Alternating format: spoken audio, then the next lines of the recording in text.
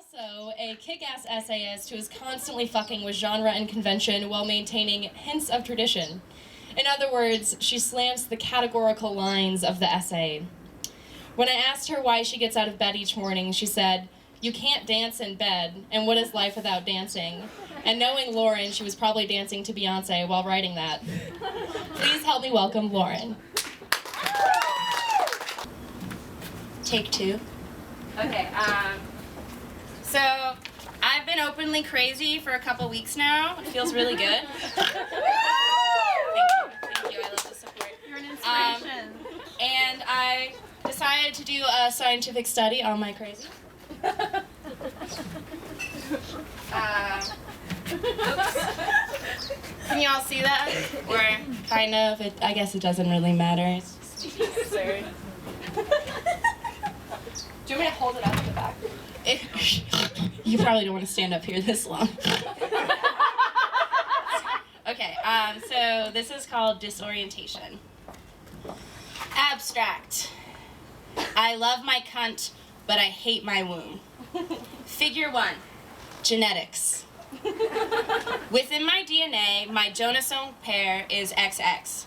Fun fact, the X chromosome is named X because it is a mystery even today, functioning unlike any other chromosome. The X chromosome goes through recombination, a ladling of jungle juice composed of different generational traits.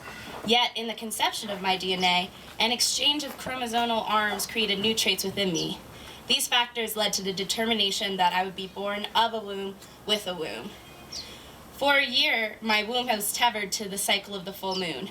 I resented its delicate rhythm, the lows and the peaks of hormones, the cramping, the bleeding. A squeamish person, I always feel nauseous at the mess that spills from inside me. So when they offered me a free contraceptive shot at family planning, I took it instantly, smothering my womb with hormones to render it inhabitable. Figure 2. Inoculation.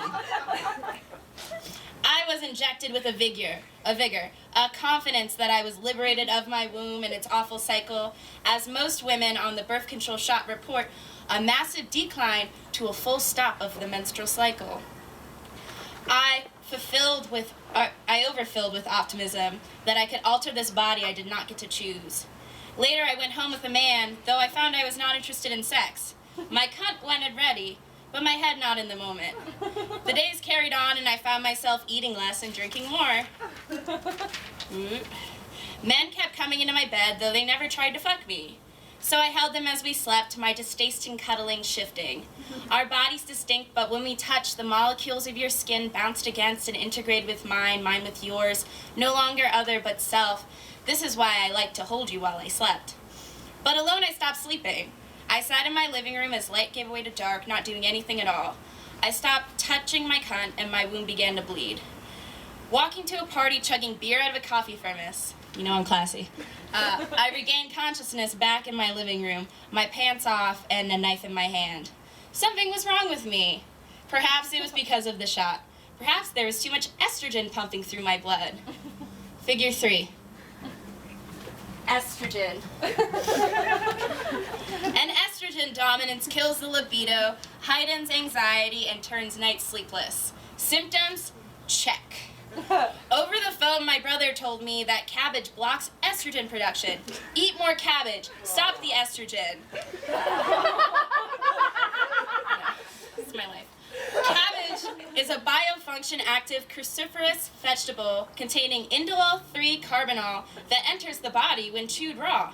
Stomach acid turns it into diindole methane, which affects certain P450 enzymes in the liver, blocking the production of toxic 16-OH estrogens while increasing the production of beneficial 2-HO ones. I don't know what that means either. It's okay.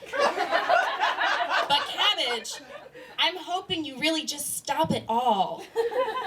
In the brain, estrogen alters the hippocampus through complex interactions which affect orientation, navigation, and memory. Have I been remembering things well lately? I'm unsure. I shovel the cabbage into my mouth to block the estrogen. I try to orient myself again. But the bottle of beer I can't stop bringing to my lips raises my estrogen and undoes the effect of the cabbage. Figure 3, xenobiotics. Xenobiotics interact with the endocrine system by entering the body through petrochemical residue in plastic and pesticide in food. One permanent residue of plastic is xenoestrogen. Xenoestrogen mimics estrogen and promotes the body to respond. My favorite fun fact is to share this with friends. We have xenoestrogen in our bodies from the plastic we can't escape. It's altering our bodies, slanting our natural hormone levels, disorienting our sex differentiation, I can't say that word. The plasticity of our bodies is permanent. Till death do you part. Cabbage won't stop the xenoestrogen. This is the natural world we live in, a world where estrogen is queen. If I have more estrogen in my body, does that make me a superwoman? Or all of us a superwoman? My womb stopped secreting, my cunt liberated, the cabbage finally fruitful. In an experiment, I tried to talk to others without using pronouns. In doing so, I realized an obsessive fondness in calling people girl. We slurped spit in the alley, and afterwards, I called him girl. But he never told me he was a man. And if he had, does the xenoestrogen factor in? If this person doesn't tell me what gender they identify as, the sex we have is undefinable, queer, and unknowable. If you shut your eyes and I use only my mouth, will you forget about my body? But then the next day, my womb wept with redness. Figure 4, hysteria. Word 5. Okay, I guess I was hysterical. I look in the mirror. How do I want to be seen? Do I even want to be seen tonight? I'll put on my face. Then I'll stay at home smearing the evidence on my pillow. All I know how to do is bleed.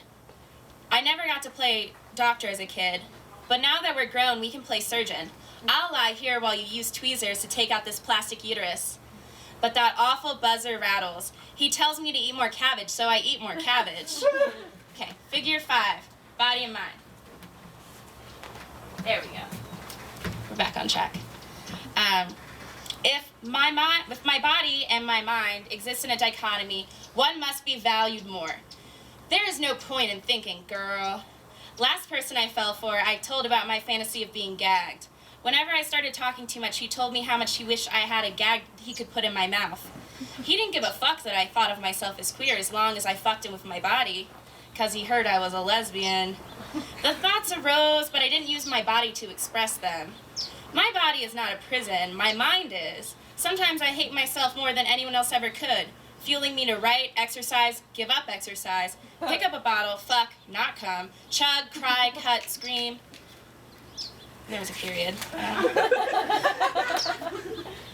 I am no longer disciplined not to reject my body by society, but by myself. I chose that injection. I chose to deny the processes of my body. I'm a becoming of an automaton, or automaton. I was going to say that word. Automaton, with every ounce of pleasure and desire sucked out of me. If we smell pheromones, can you smell my lack of them? Because I don't even smell good enough to fuck myself anymore. No desire, no pleasure, I am waiting to die. Never trust something that bleeds for 7 days and doesn't die, I heard them say. Yet my womb has bled for a month. The sickly red fluid spearing between my thighs and fingers, like the needle of a record bumping back and back and back. If I stab my womb, if I stab it, they'll have to take it out. I'll finally be free. The fluid of my womb smells of cabbage. It's really gross. Figure 6. Internet research. As I ate more cabbage, I opened WebMD Symptom Checker on my computer because I find the laundry list of cancer I could have comforting. Finally, I look up what I injected into my body. The active ingredient of the Depo birth control shot is medroxyprogesterone acetate, a synthetic form of progesterone. Progesterone, commonly referred to as the pregnancy hormone. The quality of my endometrium tarnished by the synthetic and made unable to stop secreting, ready for an implantation. I have tricked my womb into thinking I'm pregnant. My barren womb fertile. What is natural anymore these days? I read on. The shot is the only contraception that does not contain estrogen. My obsession misplaced. Fact-checking can be the death of a neurotic. The goddamn cabbage was for nothing. Figure 7. The flesh failures. Yeah. Oh, wait, I got crazy and I did it on the wrong side because I am, and I feel like it's a very fitting caption for it. Biopotential of sexual organs occurs in the 6th week in utero, and their development is influenced by hormones.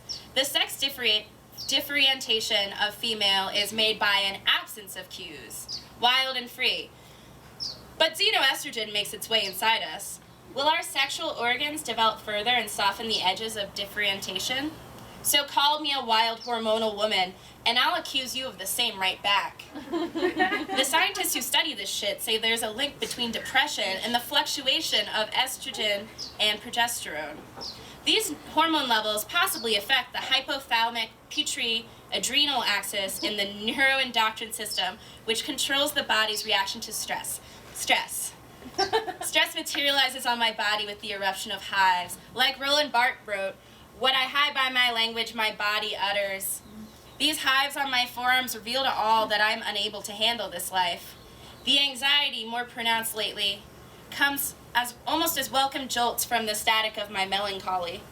Fun fact, women are 2 to 3 more times likely than men to experience a major depressive episode in their lifetime. My mind never had a chance with this body. I was doomed to this fate.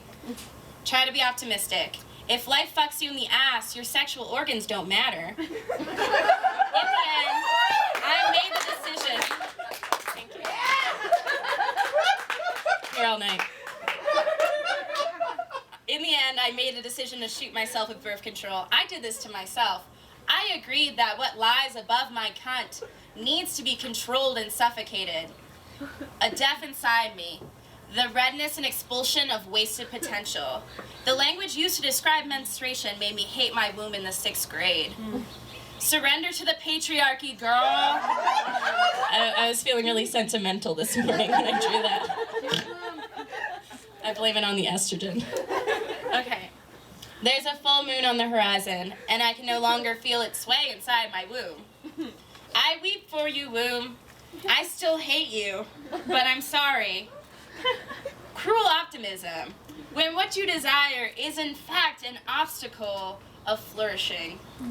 Studies show that high levels of estrogen lower the unpleasantness and intensity of pain through activating the production of opioids in the brain. The opioids make stress and pain more tolerable through suppressing the perception of and the emotions arising from a stressful experience. I was cruelly optimistic in my plight to stop the estrogen. In eating the cabbage, I amplified the stress. I plunged myself further down into the darkness, self-assured. When the progesterone level finally drops in my body, which who knows when that'll be, I'll be ready to go into labor. Though I know not what it will bring. That's what progesterone does when it drops in your body, like pop out a baby. Though